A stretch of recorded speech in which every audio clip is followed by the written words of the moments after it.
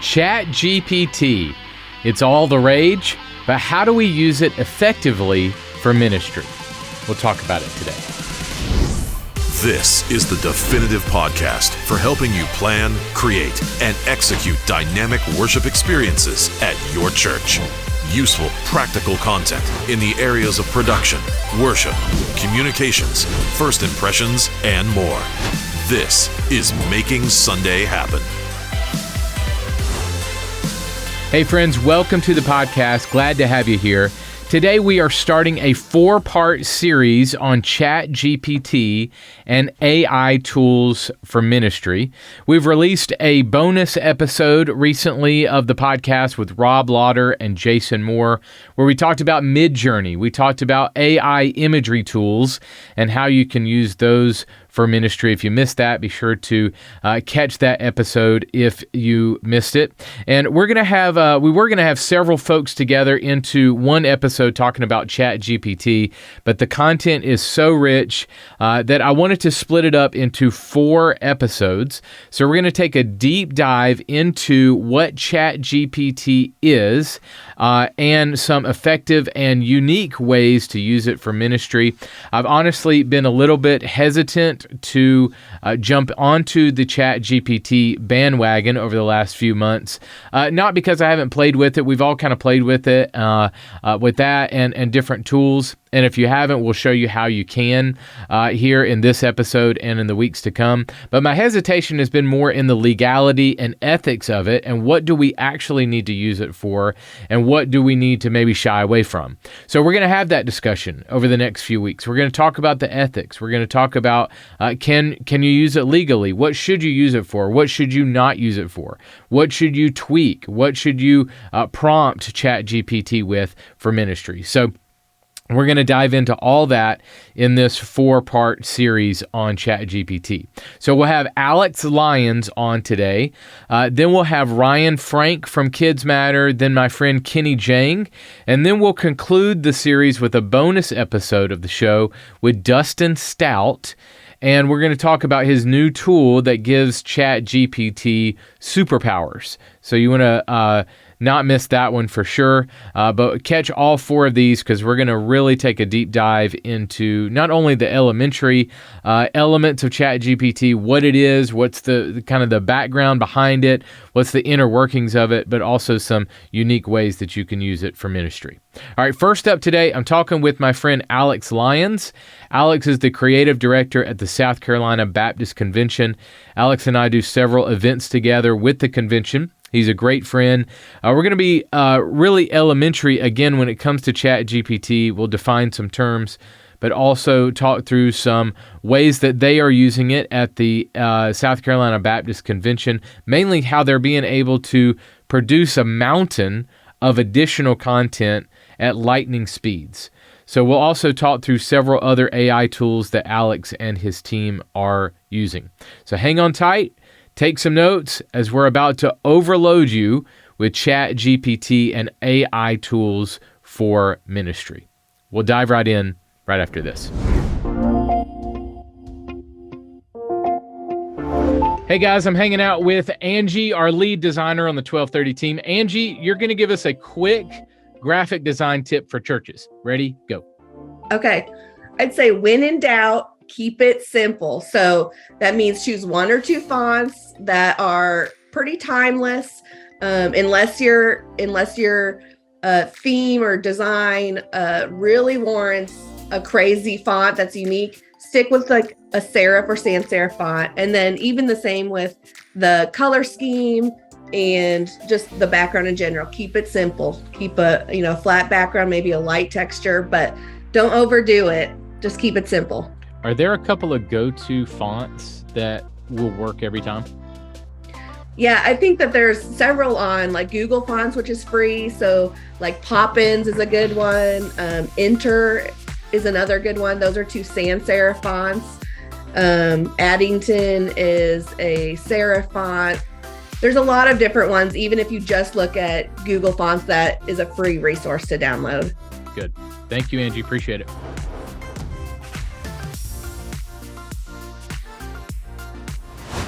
Hey guys, today I welcome Alex Lyons. Alex is the creative director at the South Carolina Baptist Convention. Hey buddy, how's it going? Just here in South Kakalaki, recording this podcast and just excited about talking about AI today, man. So you just got back from LA. You left our South Carolina state, went to journeyed across the country, left us for a bit. We'll forgive you, but we're glad you're back. Yeah, for sure. We took some of our students on a short-term send relief trip with our Palmetto Collective, which is our college-like training for journeyman program, which is like a 2-year trip. And it was fun to experience a big city as this native Chicagoan. It was great to be back in the big city, but also excited to be back here in South Carolina to help serve our churches. Yeah. So give us before we kind of dive into some AI stuff, give me an update. We obviously live in the same city, me and you serve at the Baptist Convention. So kind of give me an update on where you guys are, what you're hearing from churches. Just kind of give me an overview, temperature check. Yeah, it's an exciting time at our convention. We have a new executive director treasurer who's 40 years old. His name is Tony Wolf, and he understands and values technology and all the work that we do, the storytelling of what we do. And so an exciting time. The first time that we posted about him, he responded in a private message on Instagram, "Let's go," with like 3 O's and 14 exclamation points. So says things like adulting and all the things. So he's definitely a true millennial. And so it's really cool to have just kind of a breath of fresh air. He's really data driven. So it's exciting to kind of start to funnel down and focus more. Over the past 2 years, we've been really defining our mission and vision to reach each church and every life with the hope of the gospel. Each church, meaning of our 2,100 Baptist churches, we have churches that are in pews with 20 people, and we have churches with thousands of people with smoke and lights and all that. But each church is different, all trying to partner and cooperate together to reach every life with the hope of the gospel, the 5 million people that live here in our state. So it's a new time, a new series, and we're kind of assessing what the next steps are under Tony's leadership. And the fact, just calling him Tony, no Dr. Tony. So it's just much more relatable, and we're just excited for what's ahead. Well, I want to give you guys some props. You and the entire team over there, the way you guys serve our state and the churches within our state. I mean, we do a lot of, like regional events. You guys go across the state and meet with people, and just if people knew the hard work that you guys put in behind the scenes, I would love for them to know that more and more. You guys just do a great job, and we sure appreciate it in the state, and I know you work with other conventions as well. So, man, thank you for the work that you do.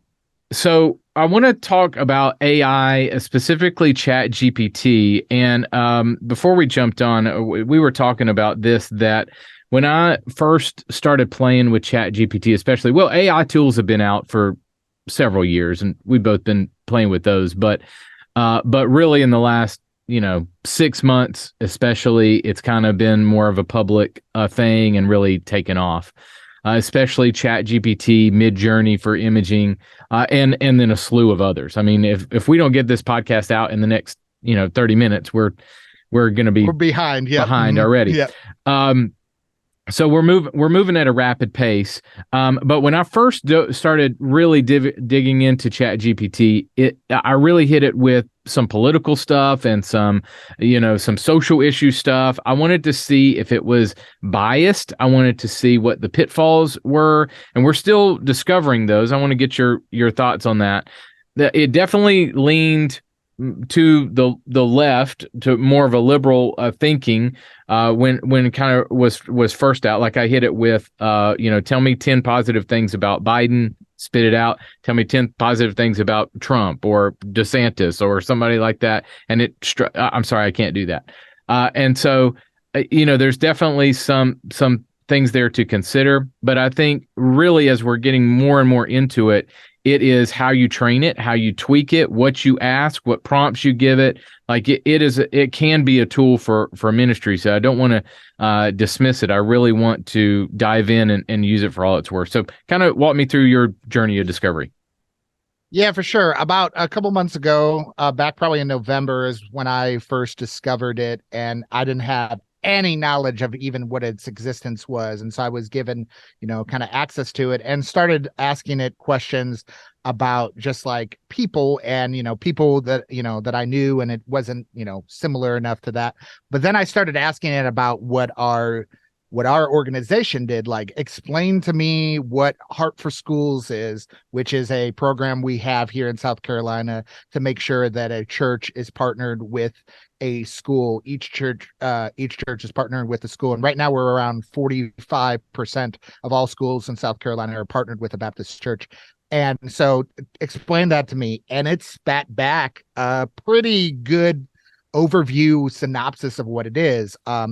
We're recording this in May. May is Foster Care Awareness Month. And so, talk to me about the foster care situation in South Carolina.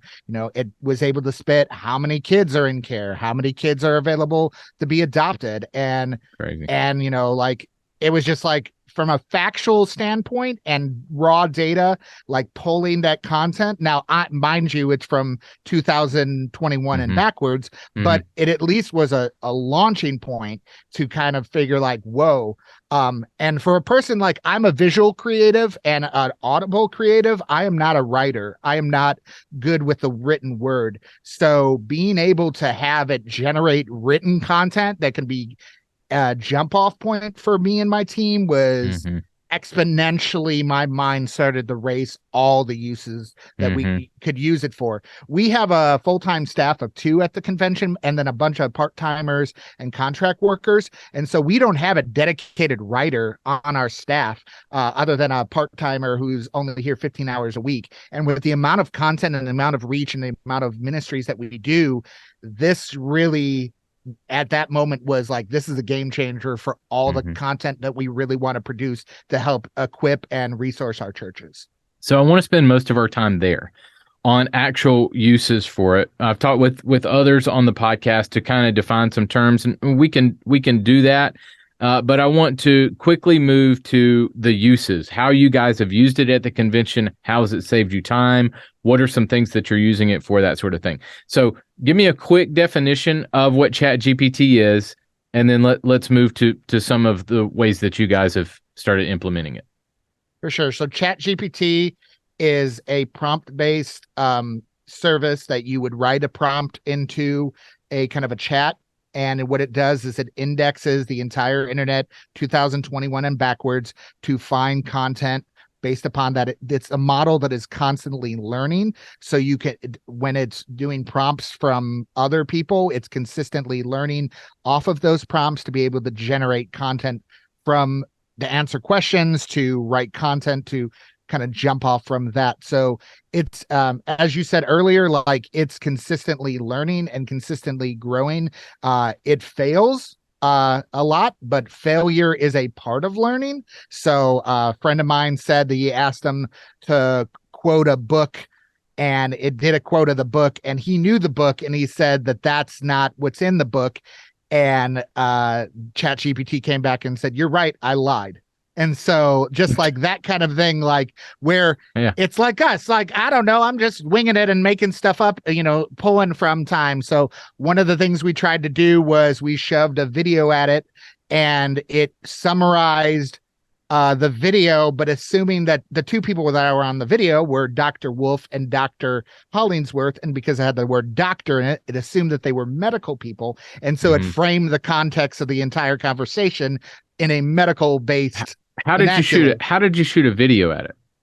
Yeah. So great question. So what I did was I use Zapier a lot. Zapier is like a webhook thing. And ChatGPT is open, and beta is public and free.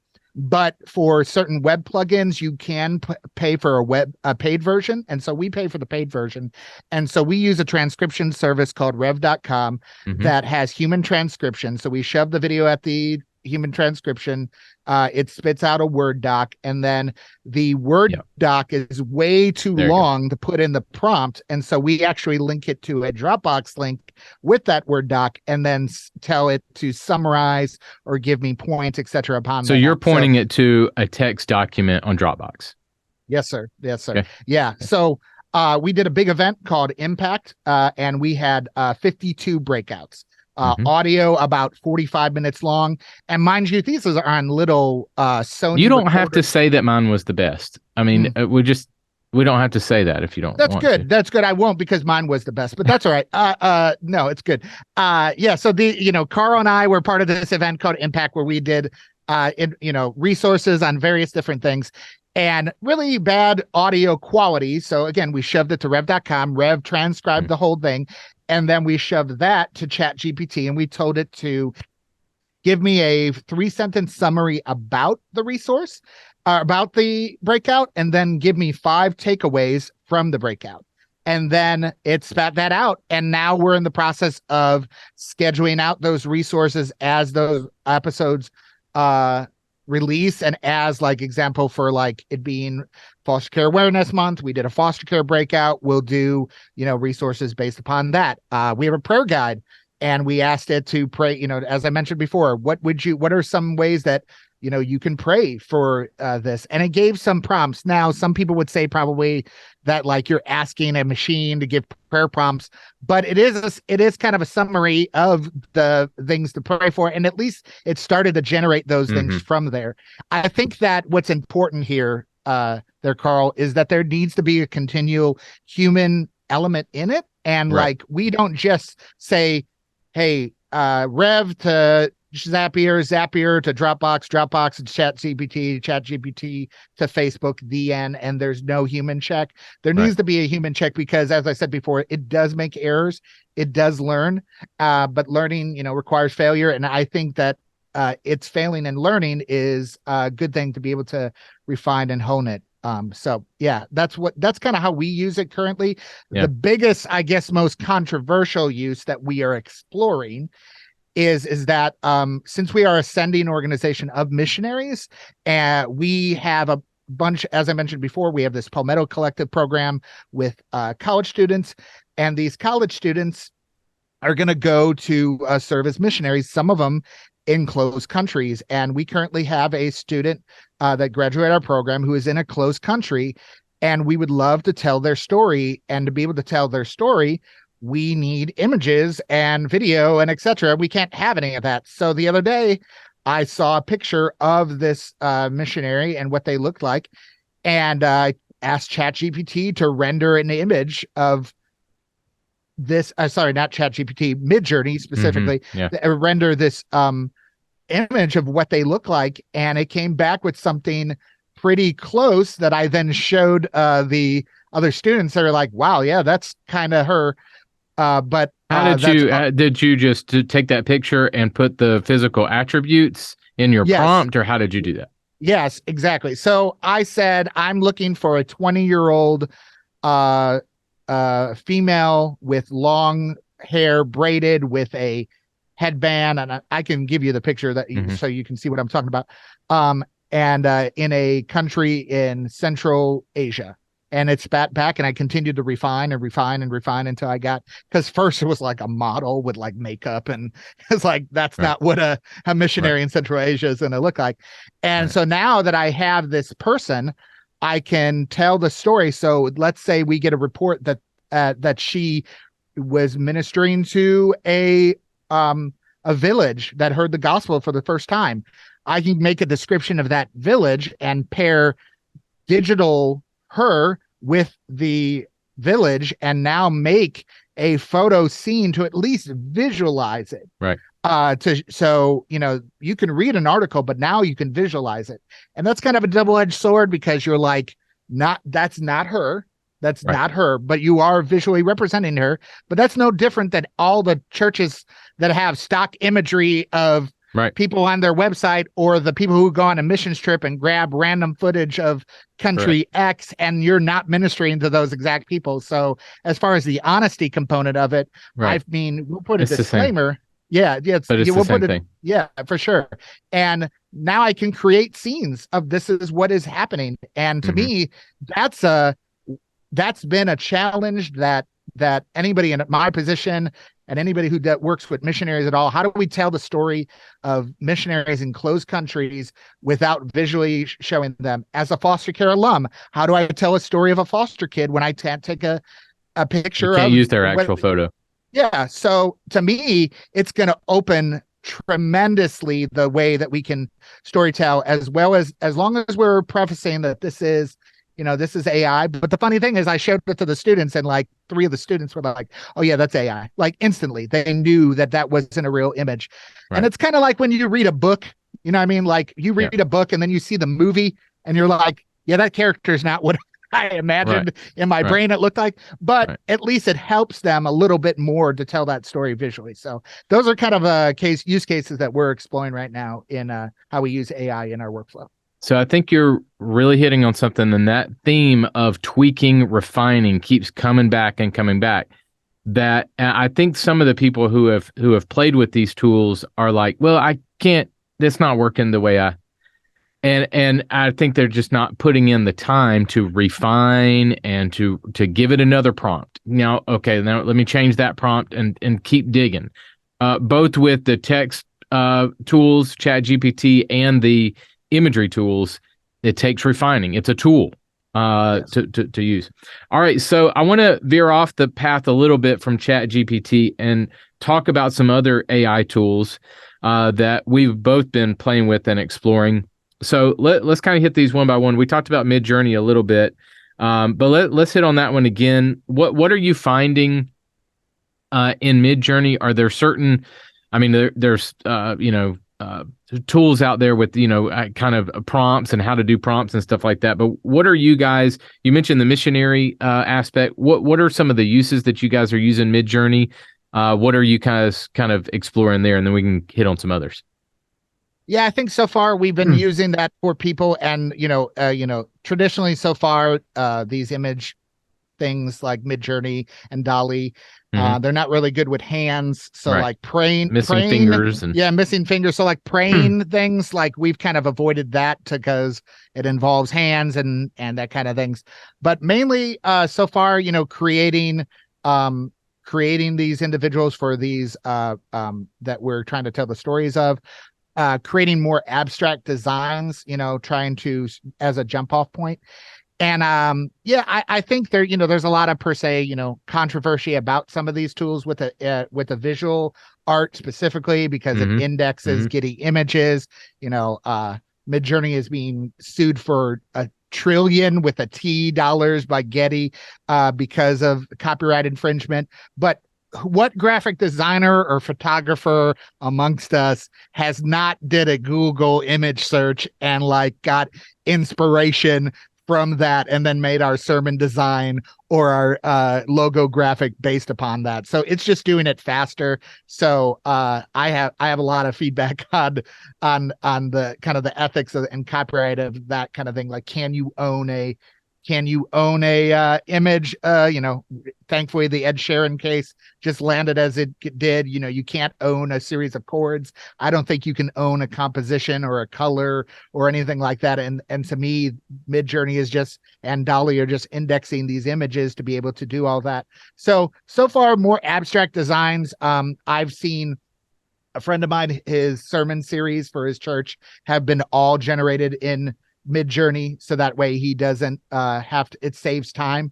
And so to me, being able to spit back photos of situations that you can't recreate, or if you need a stock image, because to me, like at the convention, for example, we've hired actors before, or we've used stock imagery before, and we don't know what will happen in that actor's life that could relate to something bad in the convention. Like, let's say they make a tweet that we don't agree ideologically and theologically with, though they are on our videos, it could be construed that this person and us are in alignment, and we don't want to do that. So from a theological and from a polity standpoint, an AI generated image is not a real person. So thus, if we need to express an idea and have a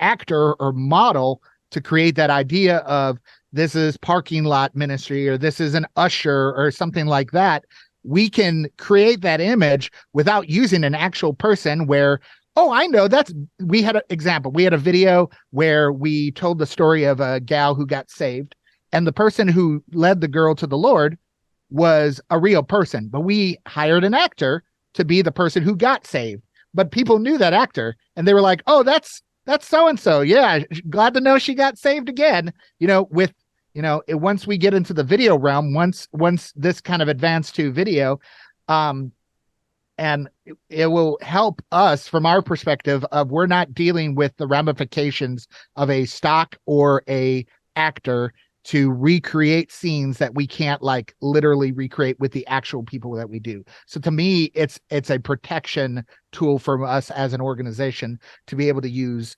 AI stock imagery versus even like going to any of these other things. And it's unique. It's unique to what prompt I put in and refine, as you were saying, versus like the unsplash image of a Bible that every single church is using. Right.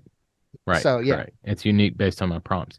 So I think some other, you mentioned the hands, some other pitfalls of MidJourney is it's not great with text yet. And things like that. But man, let's talk Adobe Firefly, which I don't know if you've played with some. I mean, it's coming. But once the AI imagery can start doing layers, start doing text, the game's changed. I mean, both of those alone is gonna transform the game for sure. Because then the prompt that we made in ChatGPT to create these takeaways, we could shove the Firefly or Canva's AI tool, and now there's no designer involved. Correct. Really. Here's the colors, here's our fonts, here's our style guide. It interpolates all of that and says, okay, this is how we use a logo. These are the colors we use. These are the fonts we use. Go make a graphic that's on brand related to these 5 points. And once that happens, like the game has changed from a design standpoint. But as you said, that continue to refine. I think there's a fear of like, oh my goodness, my job is going to be replaced as a writer, as a designer, as a video editor, as a coder, as a developer. I'm going to be replaced. I think there will be some positions that will be entirely gone.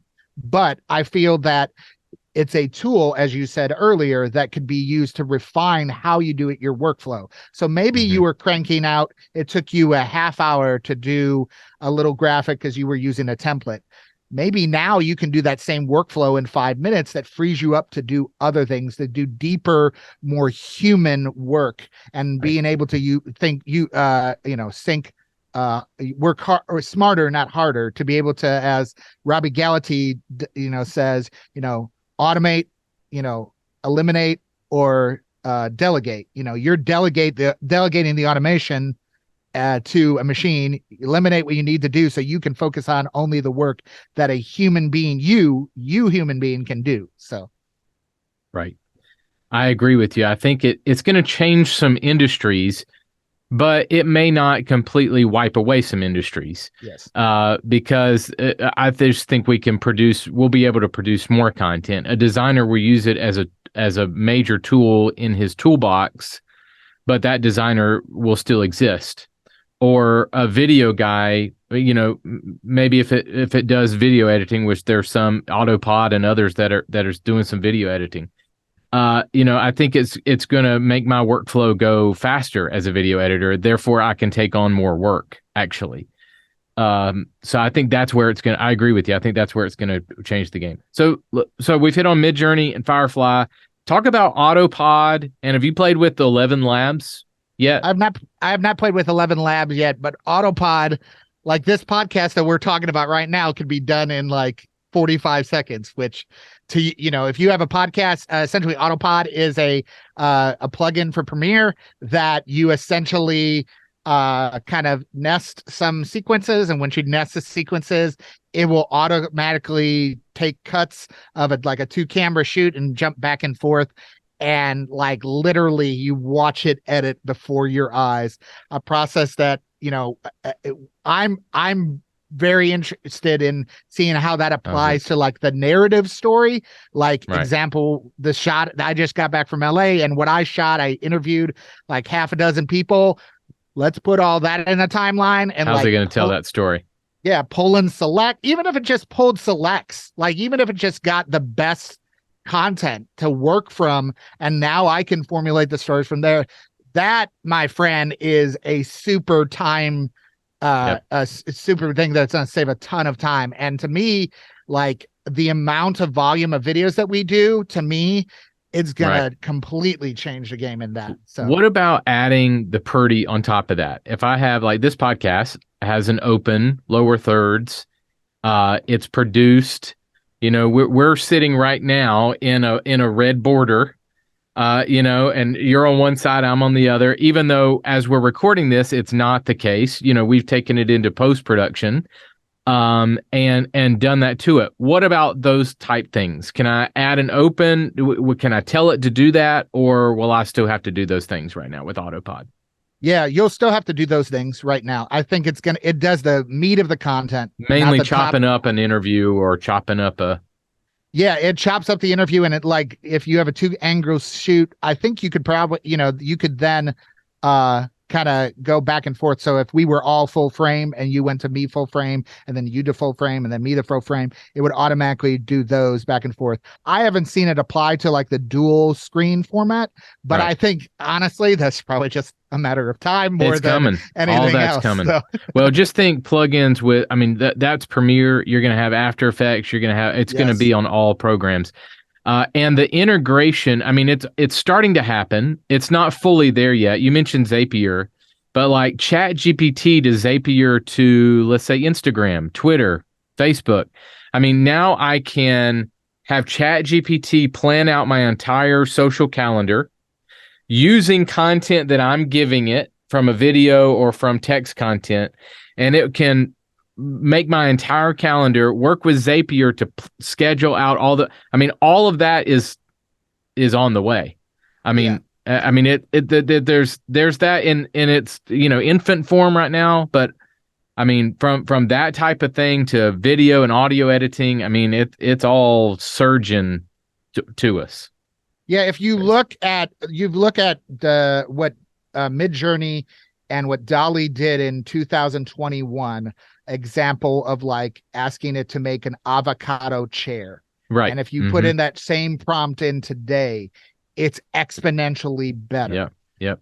Video generation. There's been a couple of videos that have been flown around on the internet. One being a really creepy pasta, uncanny valley of like a pizza commercial. And that entire commercial was generated with AI. From the script to the voiceover to the music to the footage. And the only thing that he did was, as you said, because it's horrible with text currently, which is very weird. That a program that is built on text and code can't generate text, but it can create a photorealistic image of a person's face. It is weird. That's super weird. But so the only thing on that video that was made by a human was the After Effects. And if we look at it now, what it's going to jump in like a year from now, or to your point, even like a couple months after this podcast, it's going to be way different. But I think there'll still be applications for like our churches, for example. Like we need to know what church X looks like. We need stock footage of what a church looks like, of this kind of thing. But the human component and the community component of the specific example, I don't see that going away anytime soon, specifically because I think you need to have that component of the specific thing that you're trying to capture. So 11 Labs, I just go off the cuff here. Okay. Yeah. So I had Kenny Jahng and I were talking about this the other day. So get this, it will 11 Labs will clone your voice. So you can give it a test sample. So let me back up and say that when they were creating Siri on the iPhone, this, they had a lady come in Yes. and say I think I forget her name, but there's a real lady that came in and spoke a bunch of words in random order. Carrots are green and tall. Just weird, kind of a word salad of stuff. And they took that sample and were able to have her say the entire English language.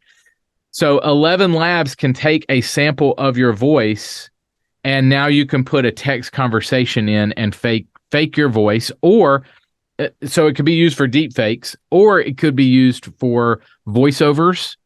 If you're doing a podcast or doing a voiceover for anything, you can put this in and it will learn your voice and clone it. But one thing Kenny and I were talking about is, let's say if it called my wife and or somebody called my wife and said, "Hey, is Carl there?" "No, Carl's not there. You have the wrong number." Like her saying, "Carl's not there. You have the wrong number," would give them enough of a sample to create a conversation and call her back in my voice. "Hey, honey, how you doing today? Hey, can you give me the credit card number, our social security number real quick?"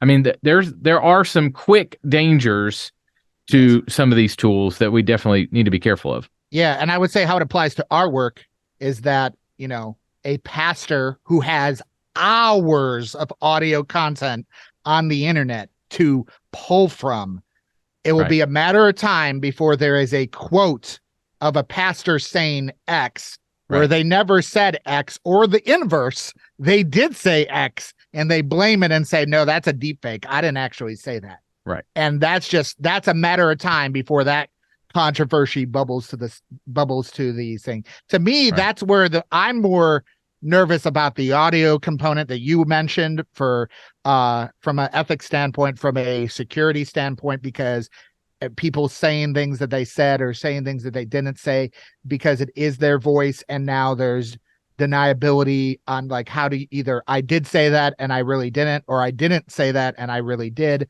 To me, that's where the danger most for our work, I think, will be, is that pastors, leaders, churches, as not volatile, but as under the microscope that SBC life is right now. I think that's where it will be very interesting in the next few years, how that plays out, especially as people maybe jockeying to do this thing or that thing within inside of our organization, much less the church at large. You take a famous pastor or somebody who is influential, and now they say something theologically different, and you have that audio quote of them saying it. How do you protect yourself at that point? Right. Like, I don't know. Yeah, and things like we've seen the like the Tom Cruise deep fakes, which actually took a lot of time for them to do.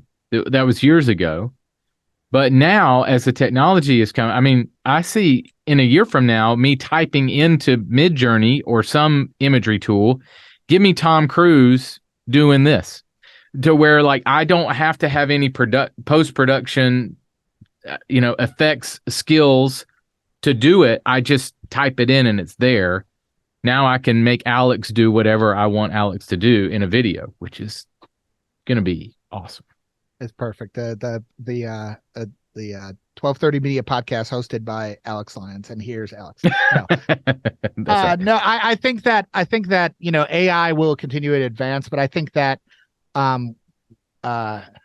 we've always, it's like Prometheus, right? Like everybody's trying, there could be that argument of people are trying to like play God and create something out of nothing, which it definitely doesn't do, because there is a human element that has helped us all the way along. Like God has uniquely made us as creative beings to make these things.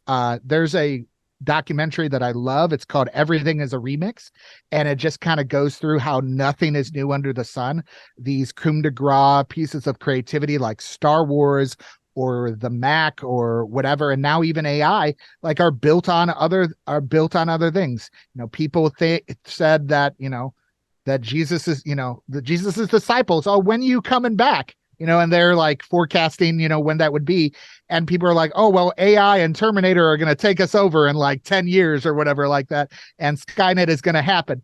I think that our things are grossly, I think that we are creative beings made by a creative God who has supplanted in each one of us the ability to be fearfully and wonderfully made, and that we learn by copying, transforming, and combining, and that's what this machine does.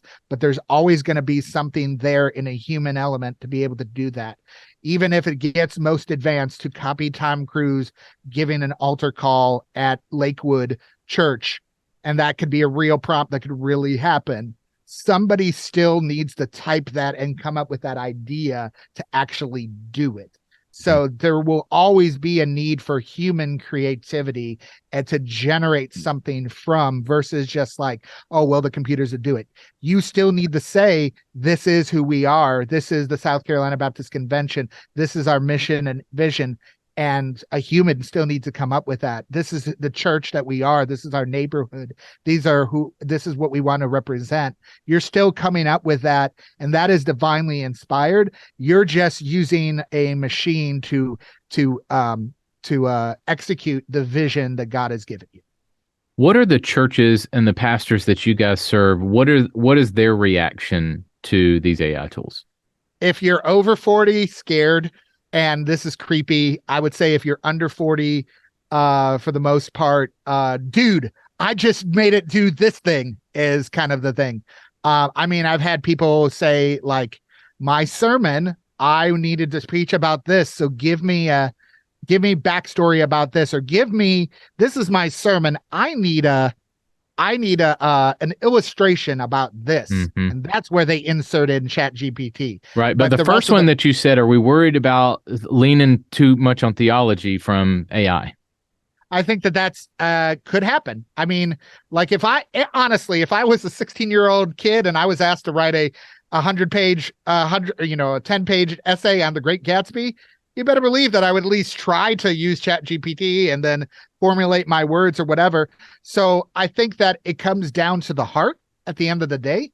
Like if you just want to phone it in as a sermon, as a piece of content, as a blog, you just want to phone it in and get ChatGPT to do it, you could do it. And I'm sure you could be passable. But to me, again, you're not taking in that human element. You need to use it as a tool where there has been lots of content written on a lot of different things about theology, but at the end of the day, you are an image made, or you carry the imago Dei. So if you feel like the Lord is talking to you about something in your sermon, you need to pursue that and have the ChatGPT or whatever tool help you along the way. So to me, I would never want a full sermon written from ChatGPT, but I wouldn't mind the fact that, like, hey, there's nothing new under the sun. You can't tell me that, there's some, despite the way that I talk about this verse or the way that this person talk about this verse may be exactly the same. What I found interesting is that in this Everything is a Remix video, they talk about like divine inspiration, for example, that when Ford, it was either Ford or it was Graham Bell, somebody had a patent to either the car or something, or with a light bulb, I forget. But on the same day, another person independently also filed the patent. And to me, what that says is that two distinctly different people are coming up with the same thing. That means, where is that inspiration coming from? It has to come from an outside source. And so that it just doesn't magically happen from that.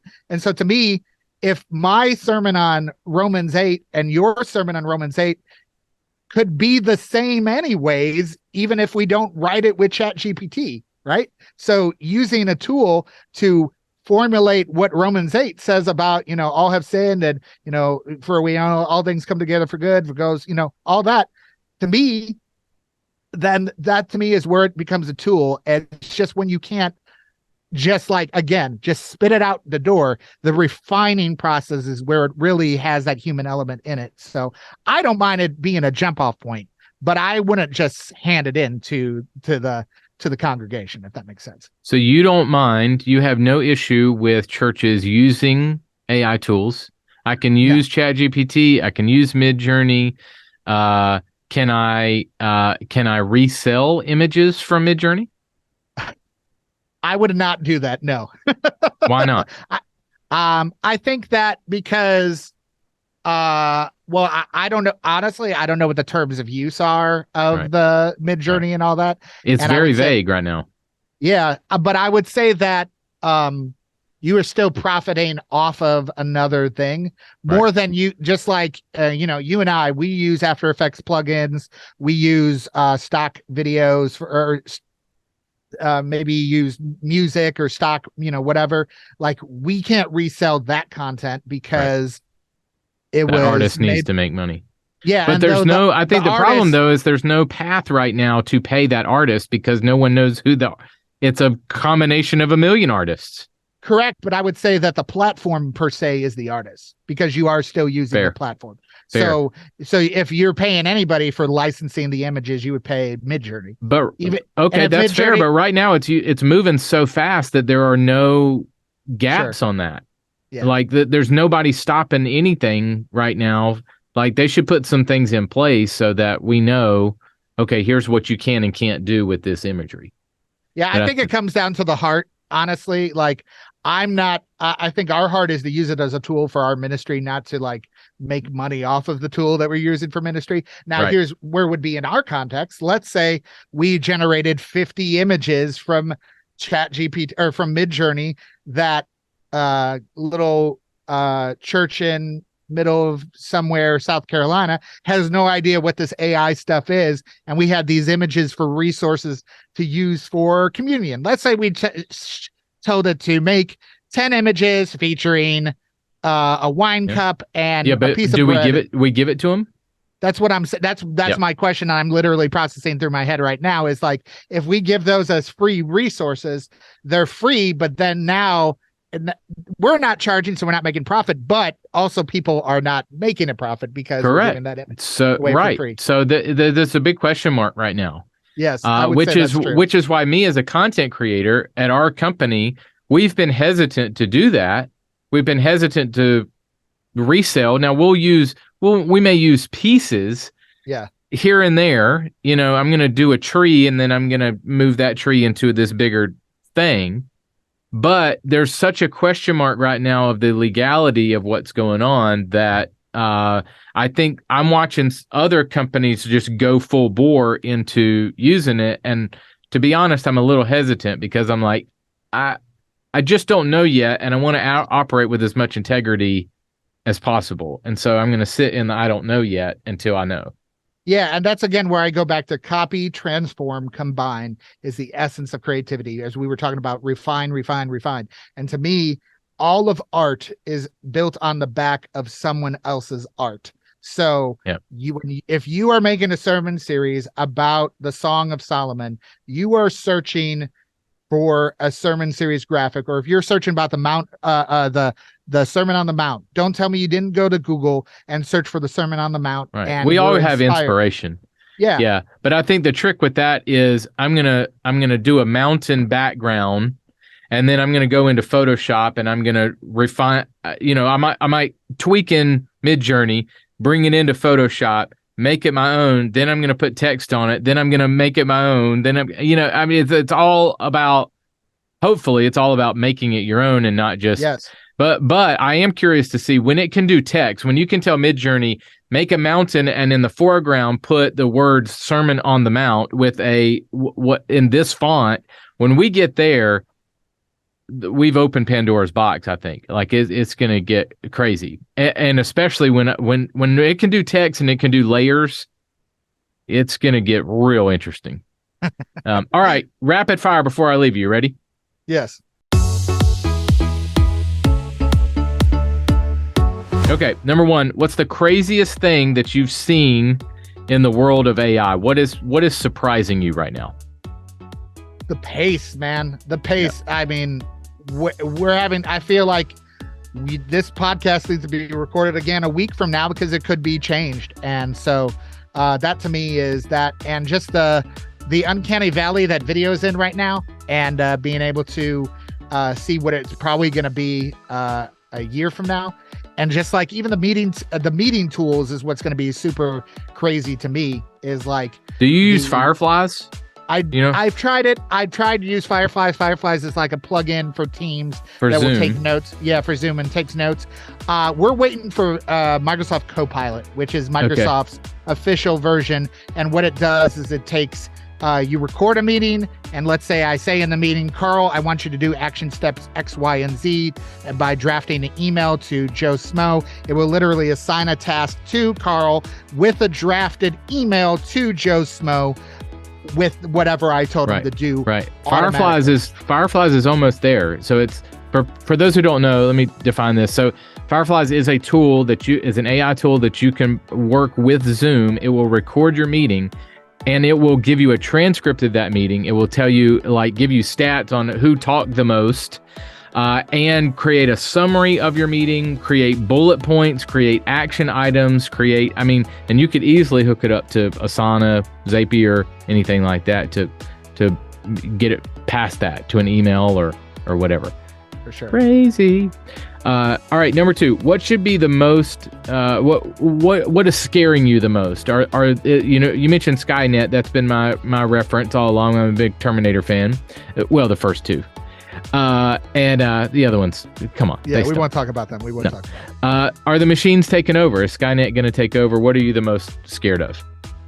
Yeah, I think I'm most scared of what we mentioned earlier a little bit, where things that will not be able to be discerned, like in animation for movies, in the early 2000s, the uncanny valley of you did not sit well. Is this animation? Is this a human? Is this a animation? And that right now, some of the stuff is in the uncanny valley of we know that this is a robot because it looks like not 100%.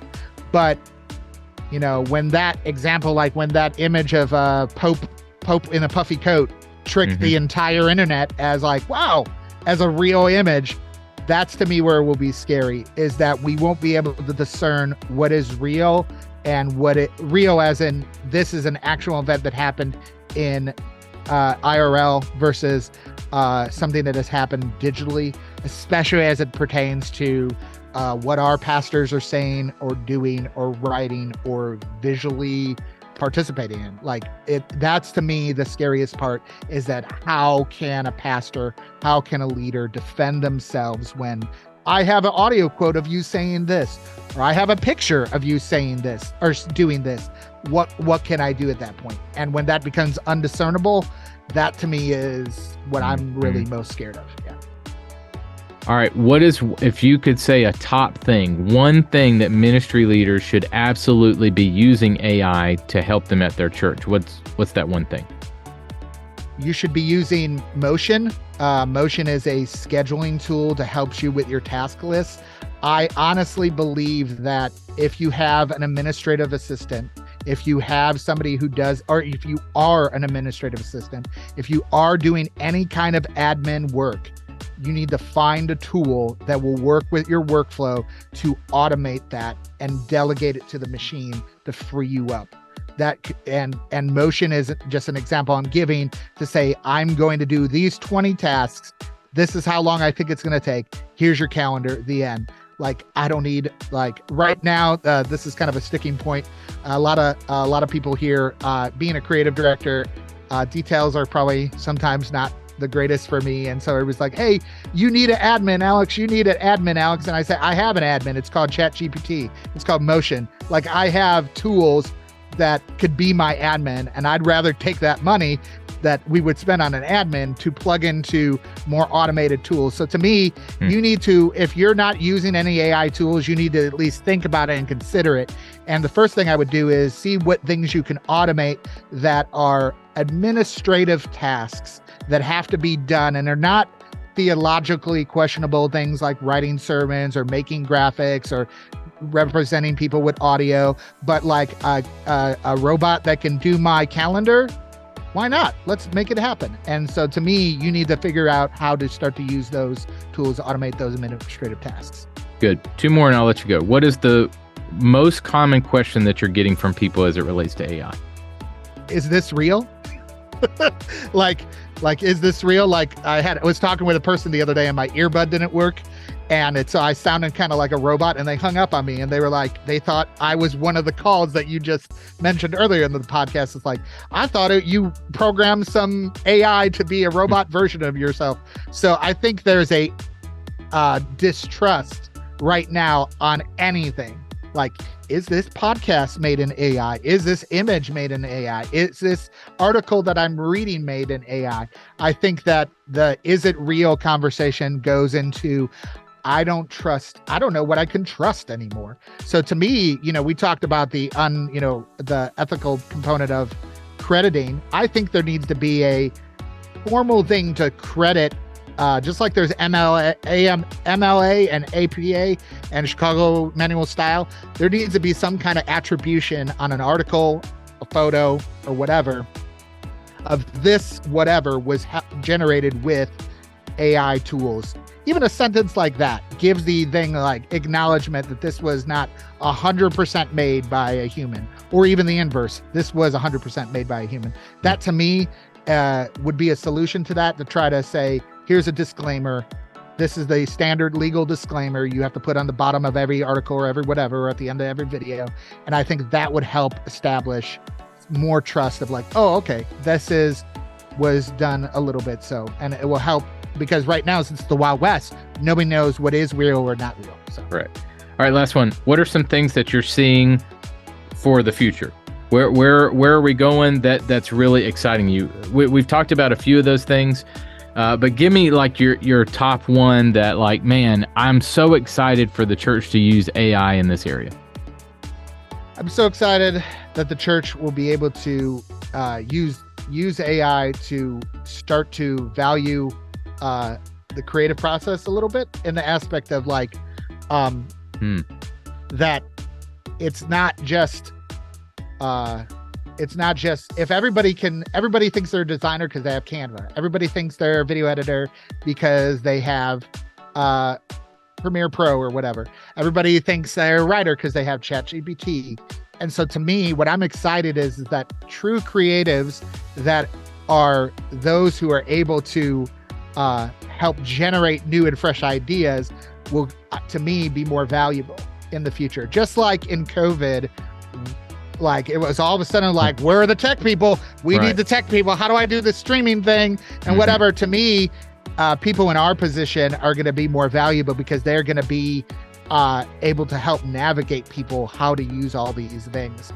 Yeah. And to me, that's exciting personally and selfishly, because if everybody can use a tool and it just becomes a tool, then where my staying power is helping people navigate it and still have that human element of innovation of how we can use this thing. If everybody is a video editor, then nobody is a video editor, but we still need to tell a story in this way. And here's the brass tacks of how it can do. But so I'm excited that just like in COVID, where tech people were significantly more valuable all of a sudden and overworked and underpaid, this will help the revolution of at least being able to have tools to execute all that we're trying to do and be valued in our organization, versus as much even per se as a pastor or somebody with a theological background. So that's what I'm most excited about, for sure. Good. Well, man, thank you for your time. Appreciate this. I'm sure I got to have you back next week because it's all going to change. It's sure. We'll talk about the robots that are now delivering the communion plates and the offering, the drones that are coming in through the sanctuary that are just repelling that. No. That's right. Thank you, buddy. Appreciate it. All right. We'll talk soon.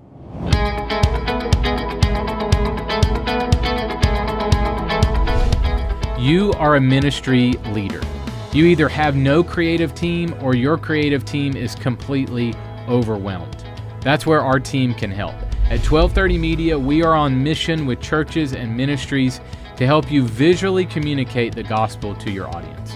One of the great ministries that we serve is Tithely. We've produced lots of visuals for their media library, PDFs and ebooks, graphics, videos, and more. We are on mission with the great team at Tithely. If you're looking for folks to be in the trenches of ministry with you and help you create powerful graphics and video, let us know. Your visuals matter. You can connect with our team today at 1230media.com/custom to get your project started. That's 1230media.com/custom.